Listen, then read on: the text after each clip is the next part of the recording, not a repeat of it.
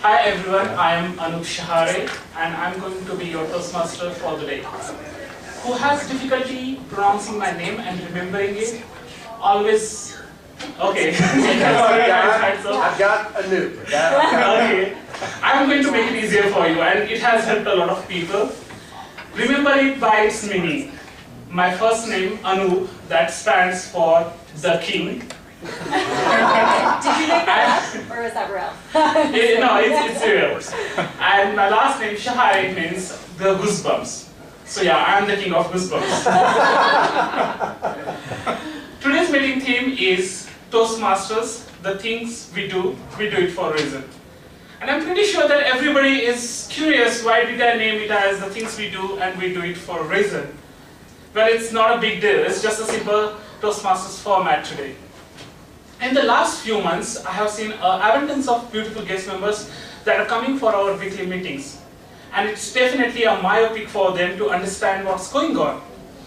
Ergo, I felt the need, why not we reintroduce the format for them, let them understand what we do, how the meetings are arranged, what are different roles, and how it is timed throughout the session.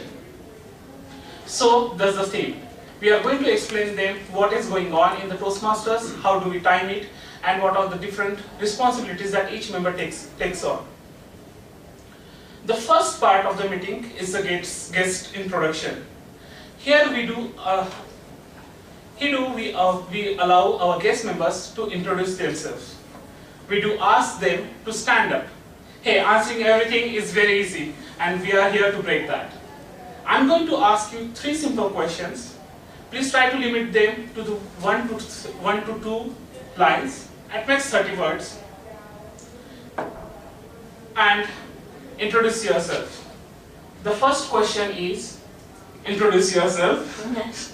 The second one is, how did you find out about our club? And the third one is, what are you looking forward from this meeting? We will start with you. Yeah. Cool. Didn't even get to write down the third question. So my name is Dusty DeGraw, and I was just messing around on meetup.com, the app, and one of my former clients told me that I should come check out Toastmasters. And this one just kind of popped up and it worked in my schedule. So here I am, and then what was the third question? Oh, what do I want to get out of this? Yeah. Just get more comfortable in front of a group of random people I don't know.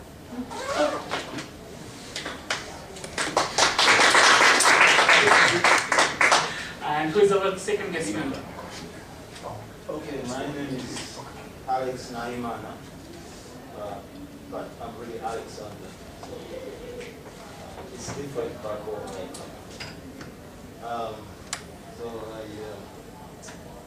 I'm trying to become confident speaking English to Americans, so that's why I'm here.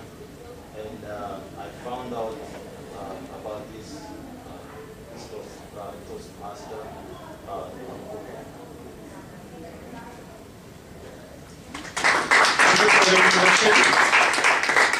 And you are welcome to join our meeting as many times possible. Thank you. The second part of the meeting is a tweet style question. Here I ask a question of the day and we go around the table and everybody tries to answer this question in 1 to 3 lines. Make sure do not exceed 30 words. And the question of the day is, what was your best or the worst public speaking experience? We'll start with Dave. Okay, Dave is busy. We'll start with I'm just writing. Okay. I thought I was going to have more time. All right, my best public speaking experience was about a year ago. I got asked to go up the Steamboat and speak to a bunch of young entrepreneurs on commitment. I had never been in front of an audience that big. I think it was 300 people or so. And the mic coming down on the side and TED Talk style stuff. It was very intimidating, but it went well. So that was awesome. Thanks. My name is Sukneet Virk, and one of the best speaking experiences I had was getting up in front of a bunch of people at a Toastmasters competition and teaching everybody how to tie a turban. It was a lot of fun. Tried to sell them afterwards, but nobody bought. My name is Christy, and since I am here to get better at public speaking, I'll share a story of my worst experiences when I was caught off guard as a maid of honor and had to give an impromptu maid of honor speech at a wedding in front of about 200 people. Oh my god. Hi, Nick Cox, acting president of the club. I have drawn a blank on either my best or worst, but I do remember a competition I went to for Toastmasters, and one of the speakers forgot his line. And we all waited 30 seconds. I went back to the video, 35 seconds for him to pick it back up. It was the most awkward moment of my life. Okay, since English is really what I'm trying to achieve, my problem has been always, my accent. My accent has become much better, but it's been a long time, learning, trying to get better. So now today, it reminds me of the first interview I had in America.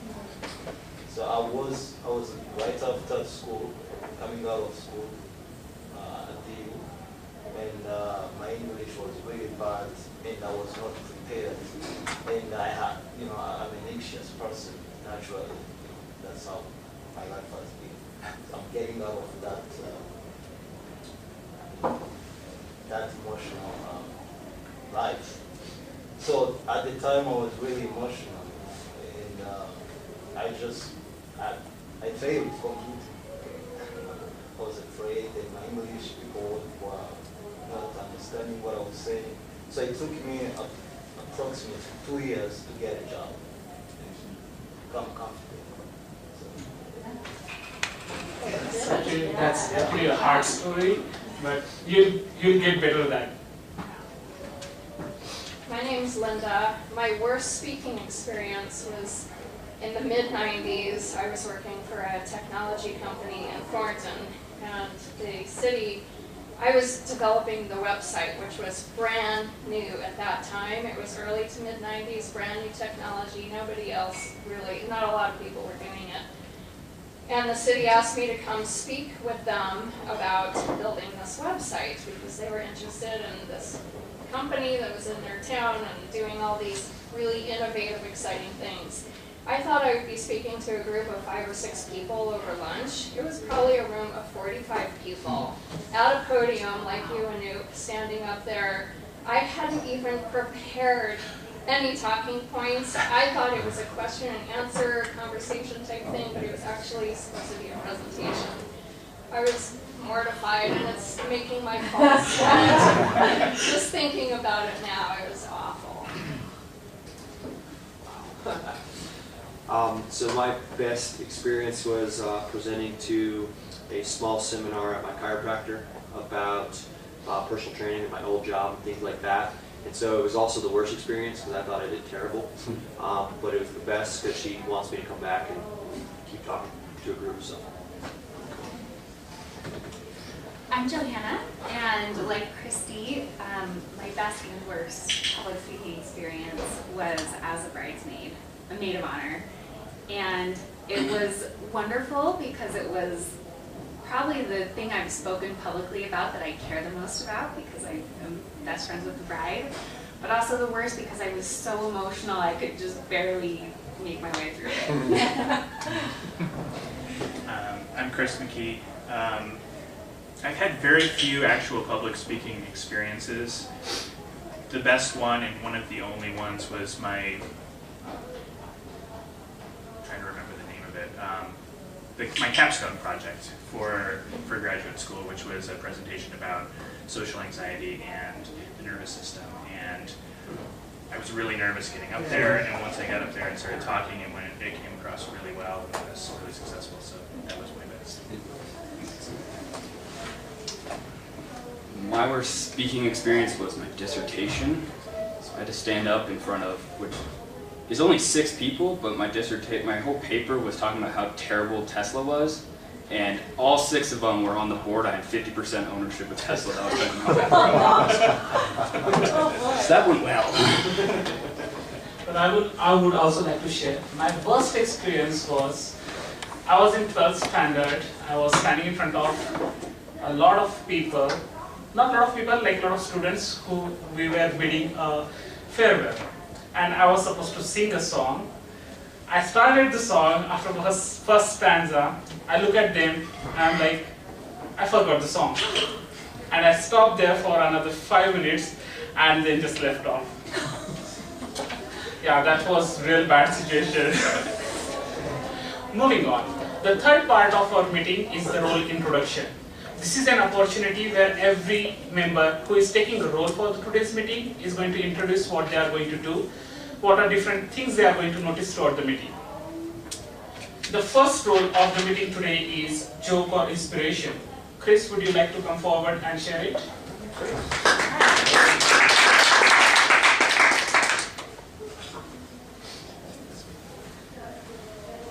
So one of the things that I do a lot of as a therapist is create space for people. So I find that when I'm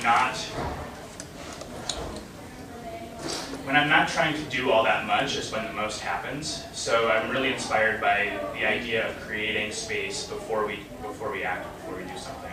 So I'm going to share a quote here, or a poem really, from Rumi, who is one of the most famous poets. He was a Sufi mystic in the 13th century in Persia. And this is one of the things that I really like about him is that he creates space, like in his poetry, really just creates an opening. So this is a very brief poem, just a couple of lines. There is a way between voice and presence where information flows. It is in disciplined silence it opens, with wandering talk it closes. There is a way between voice and presence where information flows. In disciplined silence it opens, with wandering talk it closes.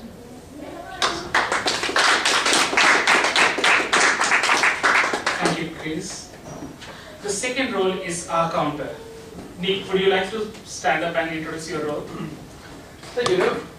Well, as some of you have probably already heard, I am the icon for today's meeting. My job is to help you build the skills to make you aware of when you're doing ahs and ums. And that's what this is for. The clicker reminds you that I've just said an ah and um. Most of us will say it, not even realize we're saying it because we're paying too much attention to what we're saying rather than how we're presenting it. So my job is to remind you when you're doing an ah, so, you know, like any other questions I can come up with. I can also remind you if you're doing anything that you want to be reminded of. For instance, I look up a lot when I'm thinking, and I'd love to be clicked on when I look up, because I have no idea I'm doing it until I watch the video later. I'm like, oh my God. So does anybody have anything they want to be clicked other than the questions? No? If you have anything, let me know later. And then at the end of the meeting, I'll give a report on who said what. That's my job. I would definitely recommend you to get great because it is going to take you out of your speech myopics mistake. Did I use correctly? Twice. And we also get our meetings timed, so every section of the meeting is always timed. The speech, the evaluation, and the general evaluation also. And we do have a timer today. Christy is going to time our meeting today. Yes, thank you. This role is rather myopic in focus. I will be keeping time on each of the speeches as well as the table topics. Sean, I have you down for 5 to 7 minute speech. The table topics are 1 to 2 minutes, and what you'll see is at the start of the speech or table topic, the light will be green. As you near the end, I will switch that to yellow. At the very end, I will turn it to red. That is the cap of your time, and then there's about a 30-second grace period following the red light coming on. At the end, I will also be taking count or tallying the votes for best table topic. We'll have one winner for the speech, so I hope he knocks it out of the park. Thank you. Next is grammar again. Johanna, would you like to come forward and explain your role as a word of the day and the grammar day?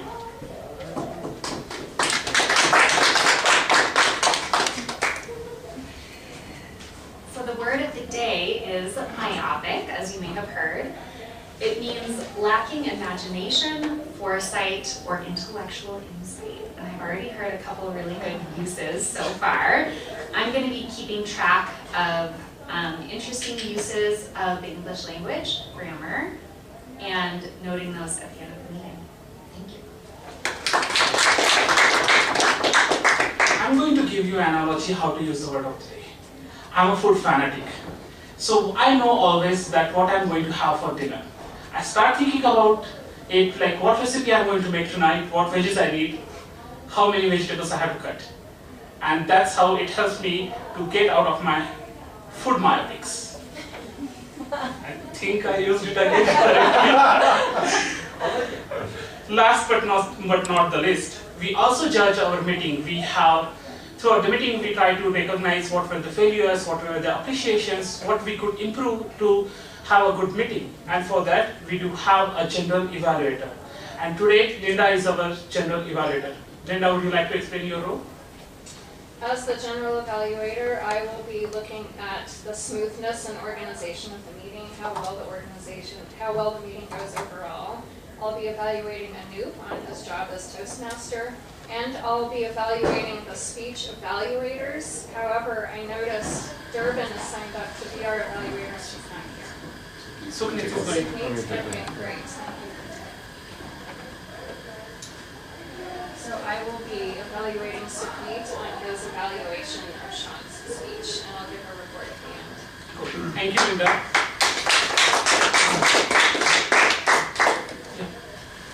Do you have the questionnaire? Yep, I'm just using another one. So for introduction, use that. Okay. If you, for some reason, can't do an introduction, I'm sure you do an introduction or get something else. An introduction or the evaluation. Yeah, the evaluator introduces the speech as if you were giving I see. Okay. an introduction to a keynote speech at a presentation, and then after that you do the evaluation. But you don't have to if you like a new or anybody else. I can introduce him and then you can just evaluate him. Yeah. Okay. I'm happy to jump in. It's up to you. Yeah, Okay. give it a shot. Now moving on, this is the fourth section and the most amazing section of our meetings. It's always the fun part because here we give an opportunity to the members to share their emotions, to share their happiness or sad stories throughout the meeting. But the first phase of this part is an evaluator comes up in front and introduces the speaker. And they will also tell you what are the parts that the speaker wants to improve on. In the second phase of the meeting, the evaluator will evaluate the speech and tell them what are the things that they can improve throughout the speech. So with less ado, I would like to invite Sukhneet for introducing Sean for his speech.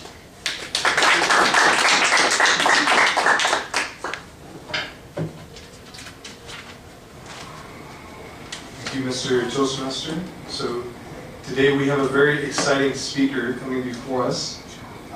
Sean will be talking about understanding your leadership style. A very riveting topic, which will allow us to better reflect on our own leadership styles. A little bit to understand about Sean. We all kind of know him, but just in case we don't, there are two of his proudest achievements. The first is that he graduated from Xavier University with a BSBA in not shrooms, but SRMSOCSM. Shroom a Bachelor of Science in Business Administration in Strategic Human Resource Management with an emphasis on structural organizational change. That's not the speech, that was just his That's just my degree. And Sean has two published papers. The first, which he touched on, is The Shit Show That Is Tesla, which was published by Business Insider. And the other's title won't fit, but it was published by The Economist. Please welcome Sean.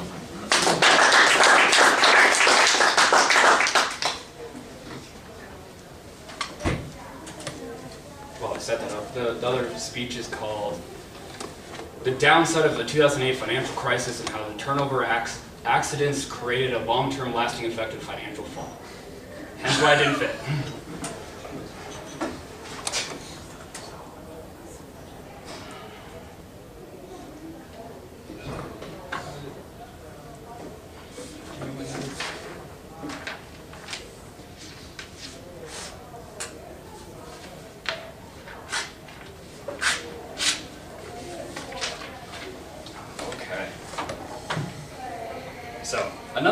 fun fact for you guys. The 3 most common skills put on resumes is the first, leadership, the second one is decision making, and then the third is self-motivated. So if you really want to stand out on resumes, don't put any of those. So I'm going to talk to you guys about leadership. You know those situations where you walk into your office on the first, it's early in the morning, you kind of look at someone and go, hey, how you doing? And all you really want in response is good and you. Yep. But then they open up and they start telling you their entire life story, and now you're stuck in this conversation, and it's dreadful, and you're just kind of sitting there going, I love hearing about how your wife left you and your kid ran away and everybody hates you. Awesome, this is definitely how I want to start my day.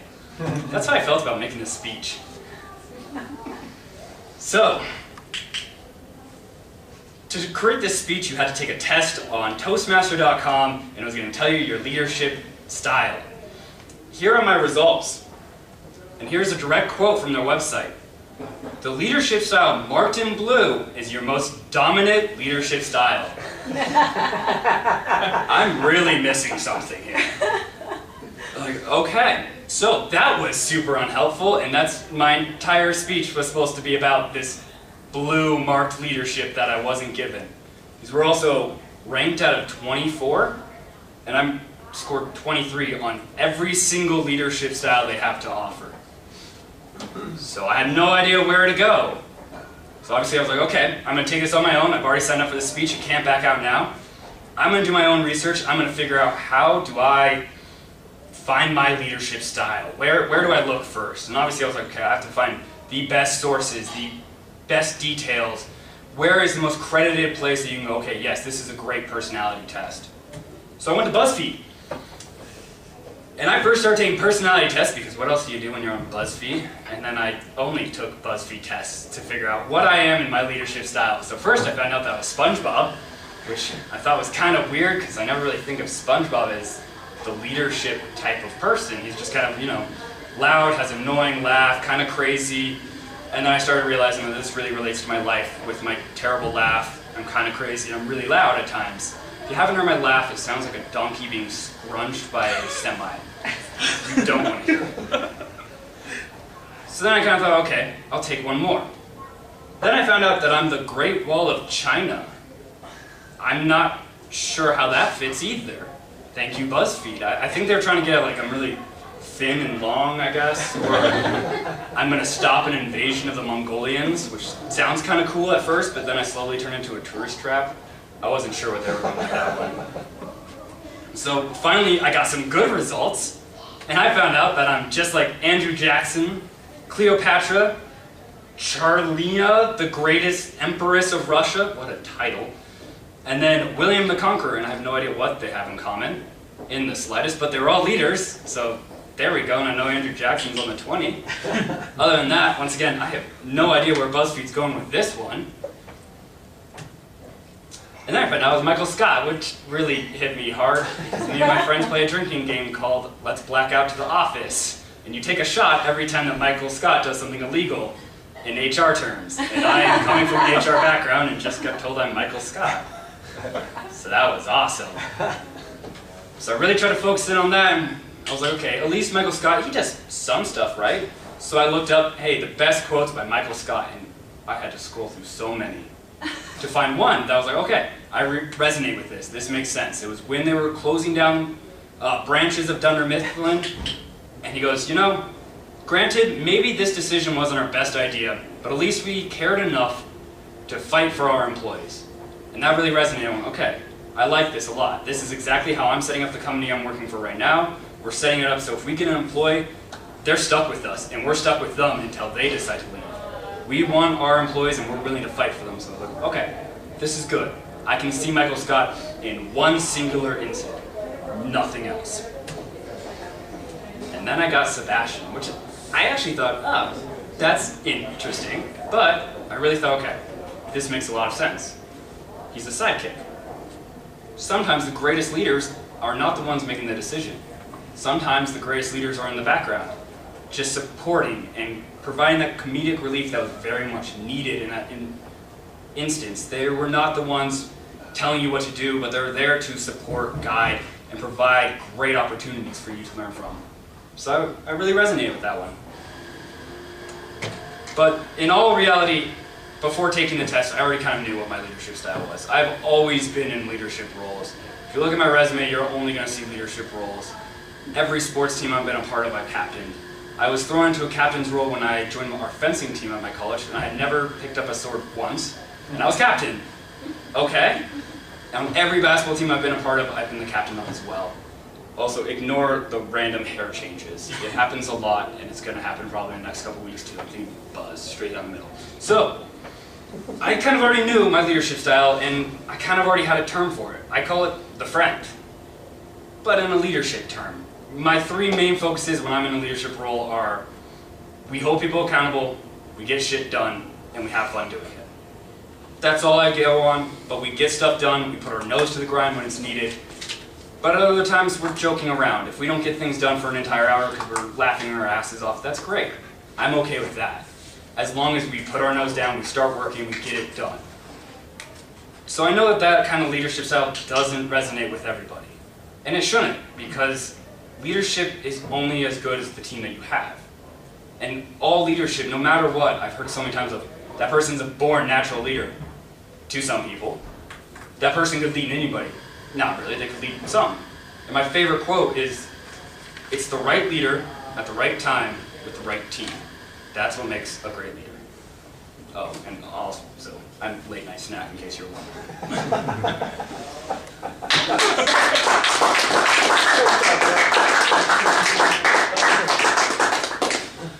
Thank you, Sean. I definitely noticed the hair changes. Blonde, white. No, like, I'm still confused. Like, do you have black hair or blonde? Good question. Depends. There is a feedback palette in front of everyone. Please try to fill out and give feedback to Sean for his speech. I'm going to give you guys 1 minute for that.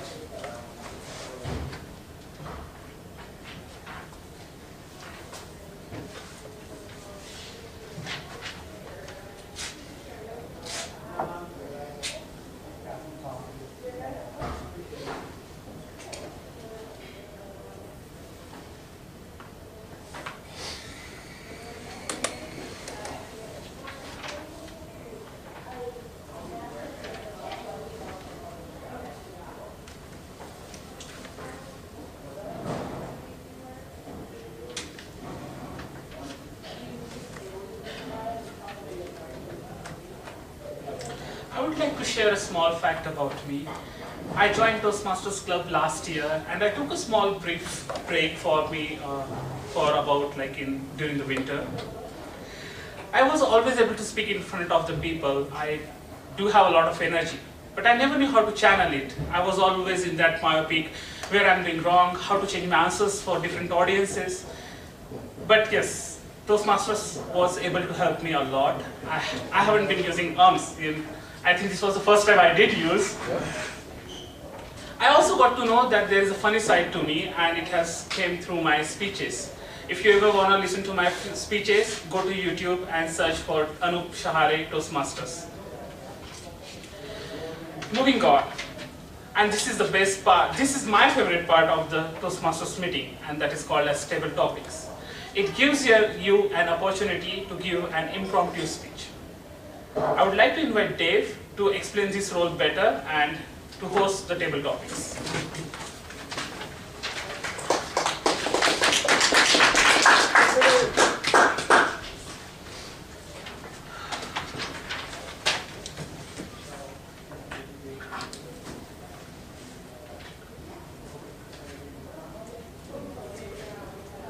Does this pen work? Yeah. Hello? It's not working. I think the battery's dead. This is pretty simple. I will ask for volunteers to come up here and ask you a question, and you have 1 minute. Is that correct, Christy? Is it 1 minute on Yeah, this? 1 to 2 minutes. 1 to 2 minutes to, you can think for a moment, and then try to put together some sort of structured response that answers my question simply, and then she'll give you the prompts when it's done. You have to speak for 2 to 3 minutes. 2 minutes is the It's green. 2 to 3? Yes, 2 minutes is the No, it's 1 to 2. Yeah, 1 to 2? green at 1 minute, yellow at 1 minute 30 seconds, and then red at 2 Okay. minutes. So So my topic today is music. I think I told you guys in one of my other speeches, about 2 years ago I started collecting vinyl for some of my favorite albums ever. So I brought a few. This is a Radiohead album from '96, right after I got out of college. Clash London Calling is from 1979. I was 6 years old, but this one has become one of my favorites lately. Beastie Boys, Paul's Boutique. I don't know if you guys know this one. It's an awesome, awesome album. One of the cool things about vinyl is you get all these cool pictures and inserts and lyrics of the albums. This is my favorite band, Spoon, Kill the Moonlight from '01. And then this one has become one of my favorites. It's the Beatles' 4th album called Beatles for Sale. Does anyone want to come up and answer a question about music? Sean? Yeah.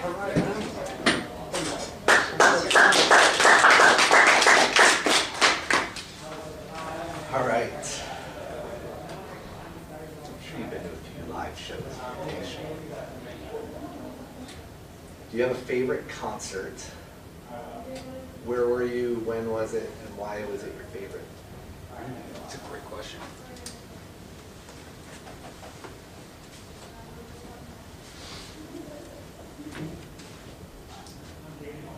So, similar to Dave, music has been a huge aspect of my life. And one of my favorite things I used to do, which is, don't tell my parents this, but I used to break out of my house at night and go to these things called underground raves. And I got to see, if you guys know, Eric Perez. He's a progressive house artist, like long trance type music without words. Check him out. Really great. I got to see him before he really blew up and came out with all these big pop songs now. I saw him when he was making 12-minute long songs that was just some guy on a piano. And it was completely underground. It was underneath. I was living in Seattle at the time, so I was under this place called Harbor Island, which is where all the shipping containers end up.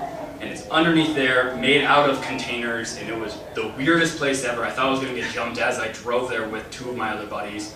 Totally also thought that our parents knew exactly where we were going, and just were kind of keeping an undertone of, we know that they're breaking out, but at least we know where they are. So we kind of thought we were rebellious, but at the same time, we really weren't that cool. And we would break into these underground raves and hope that the cops didn't show up to break it up.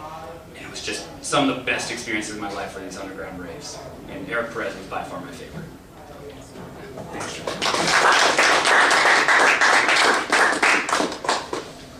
We have lots of time today. Nick, you want to try? Oh yeah, go ahead. Yeah, no.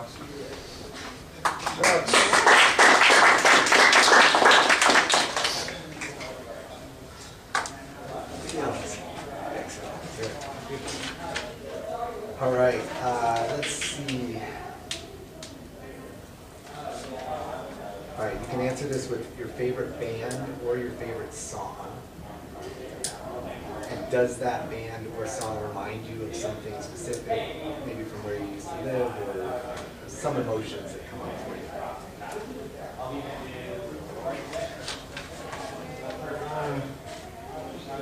My favorite bands would be when I was a child, when I was young.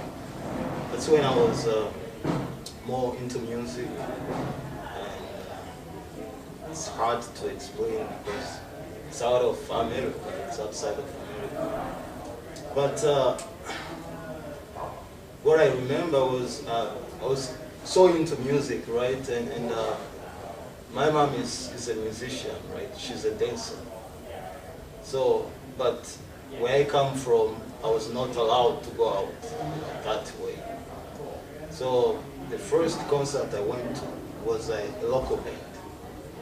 And I had no money. So what I was doing, what kids were doing, were to follow, adults and hold their hands so you can get in. So basically to fake that they were your parents. So that was my first experience, and I saw the band. I knew all their songs, I could sing them, but I had not seen them at all because there was no TV. I had no records of them, just listening around, from other people. So that was my first and most beautiful experience as a kid, because as a kid, you know, you are into the whole experience. So it's a local band, it's the smallest band you can find, but it's my favorite band. So I guess it's a little different than what we would expect. But my favorite band is actually the Beatles right now. Yeah. So, but there's no Beatles as I used to know them. Thank you.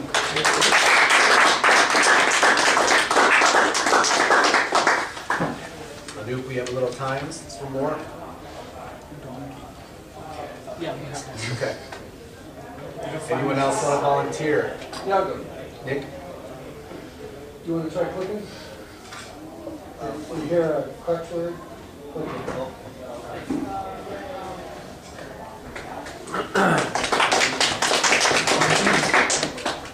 Thanks for coming up. All right, so many different platforms to listen to music these days. You've got Spotify, iTunes, you can have a record player. Do you have a preferred way to listen to music, and do you do the full album thing, or do you do just one song at a time type of thing?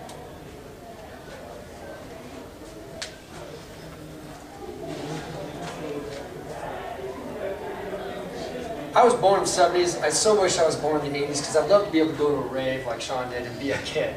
I was a little bit older when I went, so I was a little more mature, and I didn't get crazy like everybody else was. Although I have my share of craziness and some good stories.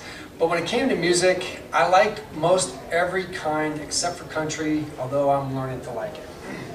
My favorite way to listen to music is, well, let me give you a story. We get to Denver, and somebody said, oh, you got to come out to Red Rocks and see a show. Now, I had no idea what Red Rocks was. And I got out there, it was a cover band for Pink Floyd. They were going to do Dark Side of the Moon. Flaming Lips. And whatever, let's go down and check it out. When I saw where this place was, I'm getting goosebumps right now just thinking about it. We live 10 miles from one of the best venues to see a show. And when I got there, I'm used to the Pepsi Center type places where you get that reverb echo and it just sounds like crap. And out there in this natural amphitheater, it sounded just like I was listening to the Dark Side of the Moon album. And I was just blown away. So much so that I had to stay and listen to Flaming Lips afterwards and watch as a guy got into a big bubble and they rolled him up and they rolled him back down through the crowd, and they were throwing balloons with money in them and they were bouncing around until somebody popped it and the money would come out. They did that during Pink Floyd's Money song. I don't know if you're familiar with Pink Floyd, Dark Side of the Moon, but when Money came on, they threw out these balloons. And it was amazing to me to see how many people let the balloon full of money pass to the next person until finally it popped on its own and whoever was around it happened to get lucky and get it. It was one of the best experiences of my life. And if I had to choose, by far, that is the best way I enjoy listening to music.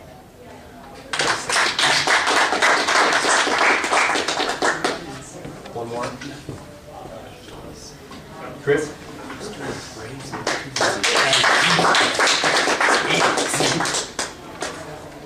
All right, I'll let you pick from any of those you just heard and go with it. Or I have a question about, do you like headphones or do you like to crank music on a speaker type system? So go with whatever you want. Okay. So I have seen a lot of live music. I spent a good portion of my 20s traveling around seeing shows. I've probably seen at least 200 concerts. My favorite band is called Mo, and a lot of people have not heard of them, but they're kind of a heavy jam band, prog rock kind of a band. I've seen them over 80 times. And so that's my favorite band. And as far as my favorite way of listening to music, listening to live shows recorded is probably my favorite way to listen to music. Also love a really good album. I love the composition of a whole album.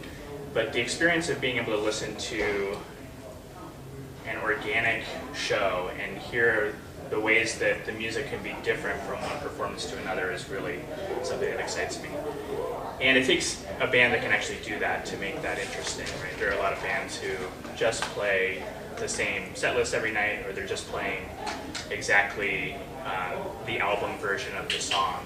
So Mo and some of the other bands that I've really been into over the years really take performance to another level, where every performance is different. Every time you hear the song, it's different. Some songs the same song could be 10 minutes one night or 20 minutes the next night, depending on what kind of mood they're in. So really love that live experience, and I love listening to that live experience at home as well, especially on long road trips.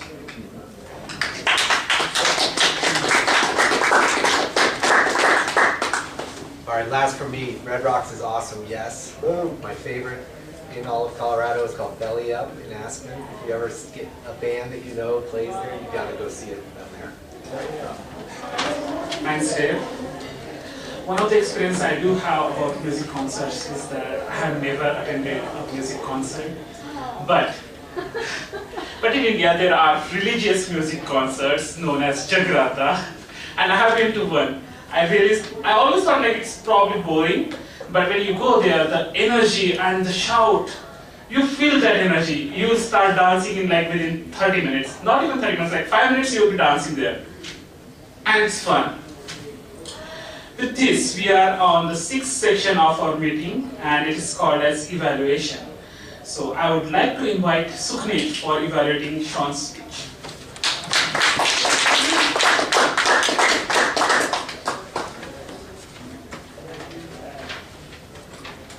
Okay, so, excuse me. So I'll be evaluating Sean Griffin's speech today, the riveting experience that he led us through that speech. Sean, first off, I want to thank you for diving into the research so heavily, going to all these different sites and subjecting yourself to that for us. Very fine-tuned. Yeah, it was very appreciated.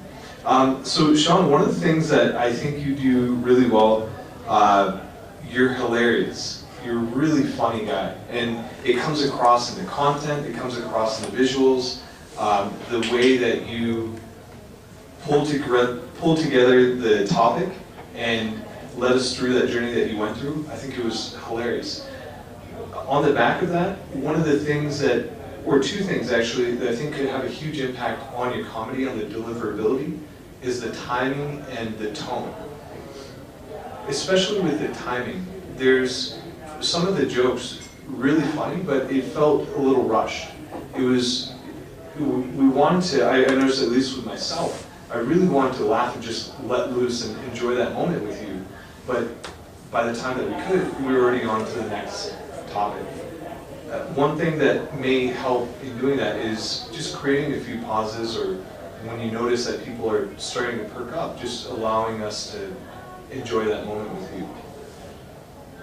The other thing is with the tone of voice. I think there's a kind of practice or a comfortable tone that you have, and I would suggest practicing different tones or different kind of approaches to your tone. I'm not sure if I'm getting that across correctly, but I think really stretching yourself and trying something that you've never tried. For instance, a very serious one and then just swinging a joke in there, as opposed to starting off lighthearted and having that be the tone the whole way. The other thing that you, I think, do really well, it was exciting to go along, I mentioned the journey a few times, you bring us along for this story, this kind of adventure, and you do a very good job at making us feel like we're having that experience with you. One of the things that I think would have helped to improve that experience is giving a little hint of where the speech was going to go at the beginning. And also touching on a little bit, I was curious towards the end on what the value, almost so what, right? Because you went through this journey and you went through all these tests and came back and realized that you're a leader. What can we pull from that? What did you learn about yourself? About, screw the tests, look to your own experience, look to times that you led, and that's where you'll find your true leadership experience. So thank you very much, Sean.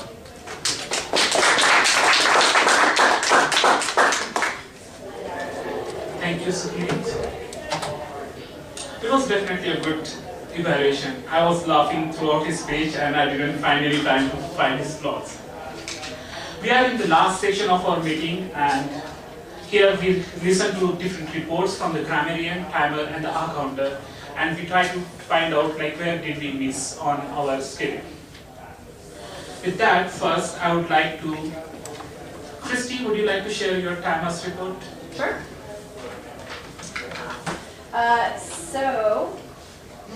Hi. Sean, your goal was your speech was set for between 5 and 7 minutes, and you were at 6 minutes and 36 seconds, so very well timed. 3 minutes. Table topics, Sean, you were at 1:16. Alex at 1:50. Great job if that was your first one. Congratulations. Nick, you were at 1:54 seconds, and Chris at 1:30 seconds. So all quite well timed between that minute and 2 minute mark. The evaluation, Sukhi, you were at 3 minutes and 8 seconds, so you went a little bit over, but I think the commentary you gave was very, very well thought through and very well delivered, so very worth that extra grace period.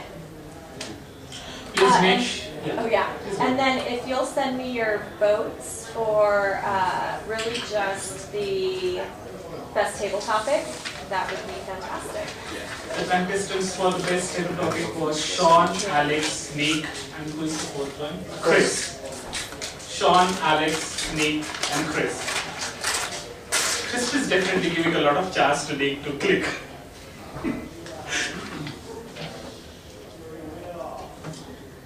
Okay. Moving on, I would like to hear the report from the grammarian. Joanna, would you like to share your report? Sure. So first I have to apologize. I didn't offer an example of how to use the word of the day. And I realize now I should have done that. So accept my apologies. I will know to do that next time. I counted 4 and maybe 5 uses of the word of the day, mostly by our Toastmaster and a great one also by Christy. And there were some really good words that I heard today. Sean, I loved your description of laughing like a donkey being scrunched by a semi. I hope I got that right. I thought that just elicited a really kind of guttural response, like I can hear what that sounds like. And you also used resonate in a really nice context throughout your speech, which I found pretty compelling. The language around music in the facilitation, or in the discussions that Dave facilitated were great. Vinyl, progressive trance, organic composition, jam band, prog rock. I think that's my first time hearing that term, so that's a new one for me. And then Sukhi, you had some really good language in your evaluation, including riveting, the idea of kind of bringing us along, and then the idea of a journey, and that Sean's speech kind of took us on a journey. Thank you, Joanna. You have one more word of the day coming. Next, we will hear the report from the R counter, who has done a wonderful job today. Nick, would you like to share the report? Thank you, Anoop. Well, I tried. I didn't click everything I heard. I wanted to not interrupt everybody, but I thought everyone did a great job on not registering the click, or not acknowledging the click in your speech. Just pass right through. You hear the click, just keep going. And I thought everybody did a great job. I'll go through each person and kind of give a list of how many I had for each one. Sean had 2 ums, 12 so's, and 1 you know.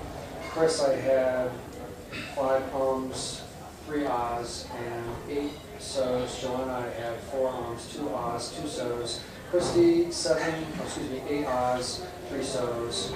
Sukhi, I had quite a few ahs, about 5 ums, and 3 so's, a couple you knows.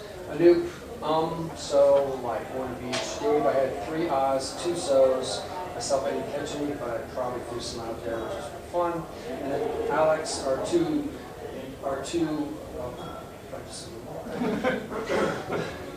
So for guests, we don't. That does count. I know. We don't click the guests, but we do count them. And Dusty, I had 7 crutch words, and Knox had quite a few. But that's why you're here, is to get better on this. Especially English is the second language. I notice people have a harder time saying ums and ahs. So I can give you a pass there. Total is 130. So quite a few number of ums, ahs, so it's like, yeah, that's why we're here to get better. Cool. Thank you, Nick. Now we are going to announce the winners for the speech, variation, and the table topics. So, Christy, would you like to do the honors? Absolutely, it is my pleasure. Sean, no surprise, also well earned. Best speech. And with that as well, Sydney, best evaluation for today. And the surprising element, Chris. Great job, everyone that participated. Thank you, Christy. Now I would like to give an opportunity to our guest members. I hope we try to reduce the myopics of the meeting today. So I would like to start with, sorry I forgot your name, Dusty. Oh, sorry, what's the question? How did you feel about our meeting, and would you like to come again? Absolutely. This is super cool. This is exactly what I need. So, and you guys are all great. So yeah, this is cool. Thank you. Alec? I just love it. I love the opportunity to express myself generally and improve my communication. So this is a great place. Thank you. If you want to join the club, you can reach out to any of our club members, club officers, and club officers, please raise your hands. So you can just reach out to any of them and join the club. We are almost about to close our meeting, so before we close, officers, do we have any announcements? Yes, Linda? I'd like to do the evaluators report. Oh my God! I'm so sorry. I would like to invite Linda for the evaluation.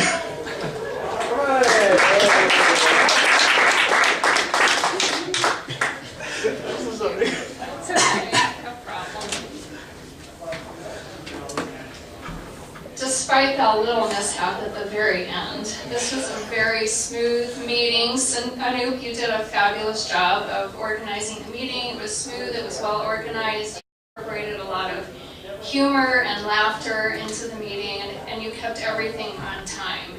I really liked the way that you framed the meeting at the beginning for the guests in terms of describing all the roles and how the meeting is structured and organized.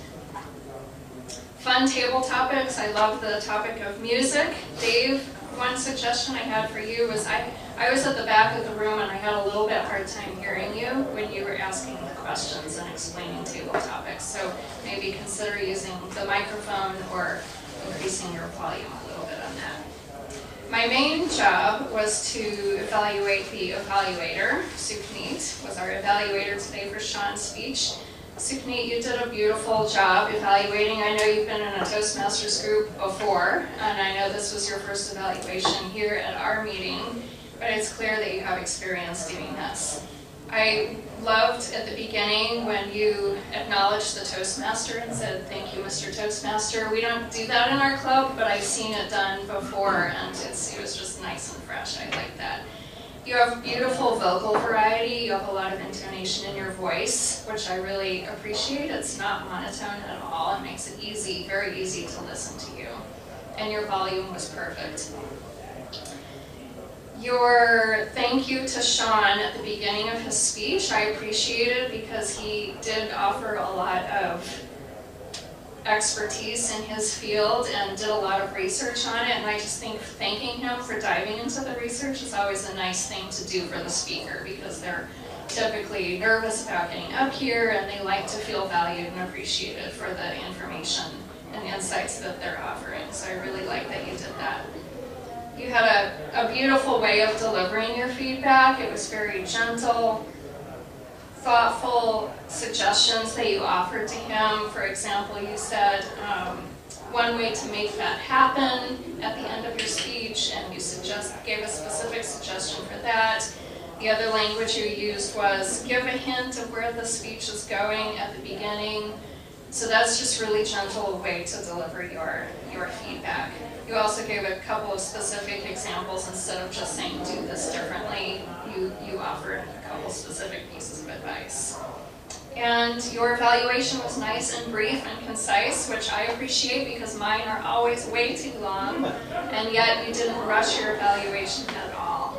I actually don't have any suggestions for your evaluation. Good job. Overall, this meeting went very well. It was smooth, and I believe we're ending on time. So thank you very much. Thank you, Linda. Guess I just wasn't ready to hear the feedback today. Well, officers, any announcements? Yeah. I do have a couple of announcements. First, I love the theme of today's meeting, and I wanted to kind of elaborate on a few additional items. The clapping, it may seem tedious and kind of uncomfortable, but it really helps somebody get up and perform in front of a group, especially a group of strangers. That clapping does help, and I'm glad that we pursued it today. I thought it was a great job.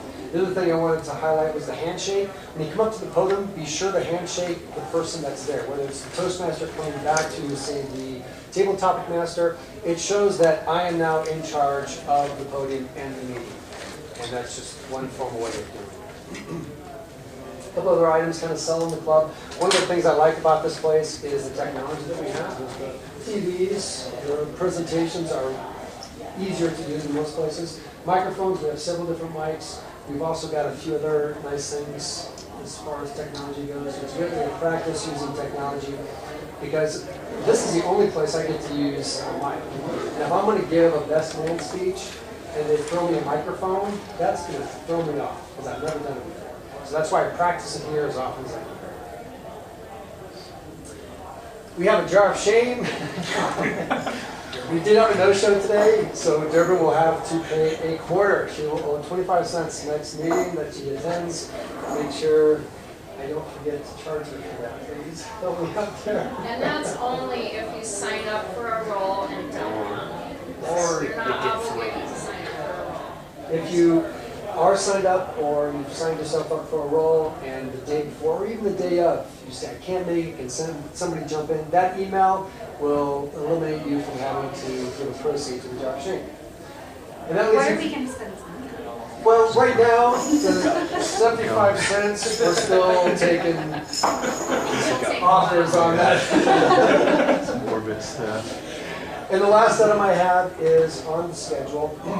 Sean's going to be filling out the meeting roles probably a week in advance. Every Monday before the Every Monday. Take a look at the schedule, the online schedule, just to see what you're scheduled for and if you're scheduled for anything. There's also a few additional items there. I've added so Dave set up a happy hour, and so I added that. We've got officers switching coming soon, so I added that for June 1st. And then there was something else, but I don't remember what it is now. There's a couple of items there. Take a look at those. And if you get bored some afternoon, look at the tabs below. There's several different tabs that will show you our guest list, a couple other items.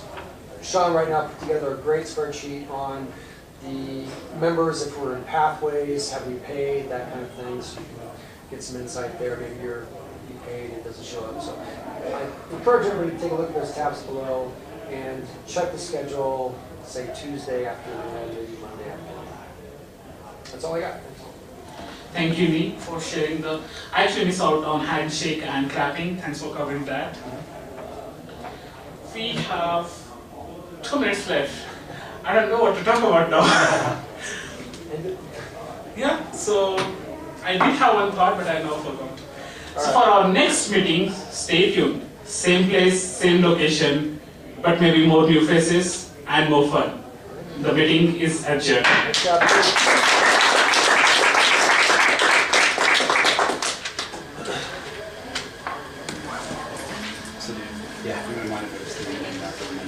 Did you want to run a credit card? Yeah. Right away. Did you want to run a credit card? Oh, yeah. Next meeting that you attend will do an informal vote to get you as an officer. It doesn't matter. I'll do it. It doesn't sound like it takes a ton of time. Thanks for coming. You don't really go. I just It put is. a name down. And then, He wants me to. yeah, and if you want to stay as an officer, you can. If you want to try a different office, Your Nick is yours. all the officers. Try it. Exactly. People bring them in to the office. Let's go, man. It's really easy to get new members. One day we'll make money. One day I'll get paid. I can pay rent. Yeah. So maybe Our we'll backyard's like almost. Wait, from the straight equity. Sunny day and like shows from the past. You're gonna see a great big smiley face when I finally get paid. Straight commission. They have to listen to me while That's what running your own business is. Small, yeah. Yeah. There was one time Okay. I couldn't stand commission, so I started my own business. I'm like, Get the experience. Wait, they're all wait, I mean, That's those are the same thing, man. You just went from a straight commission job to a straight commission, but like sometimes you don't get paid.